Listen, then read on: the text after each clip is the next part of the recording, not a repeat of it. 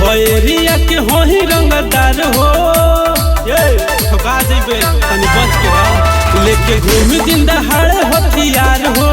ए हो एरिया के हो ही रंगदार हो, जाई जो हम चलिले हम तान के सीना।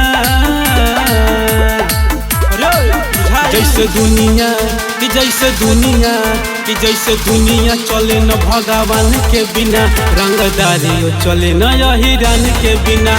जैसे दुनिया चले न भगवान के बिना, रंगदारी चले न यही रान के बिना।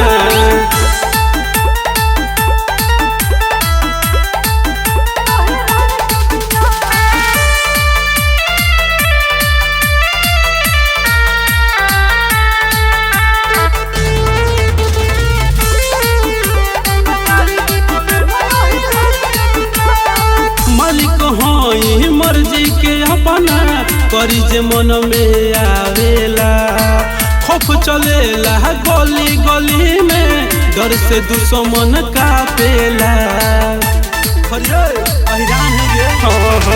मालिक हई मर्जी के अपना करी जे मन में आवेला, खौफ चलेला गली गली में, डर से दुश्मन कापेला। बोली के करो से नहीं पहचान के बिना।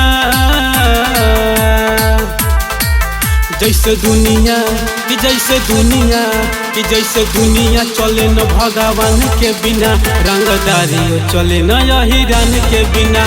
जैसे दुनिया चले न भगवान के बिना, रंगदारी चले न यही रान के बिना।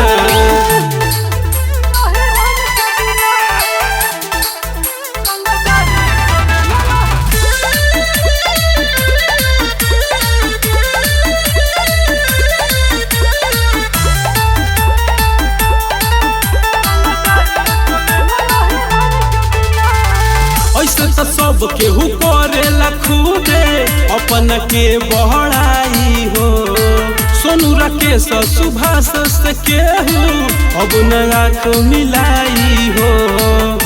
ओहिरान के पावर बारे ऐसे तो सब केहू करेला खुदे अपन के बहड़ाई हो, सोनू राकेश विकास से केहू अब नया तो मिलाई हो।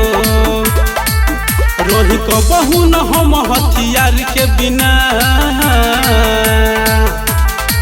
कि जैसे दुनिया कि जैसे दुनिया कि जैसे दुनिया चले न भगवान के बिना, रंगदारी चले न यही रान के बिना।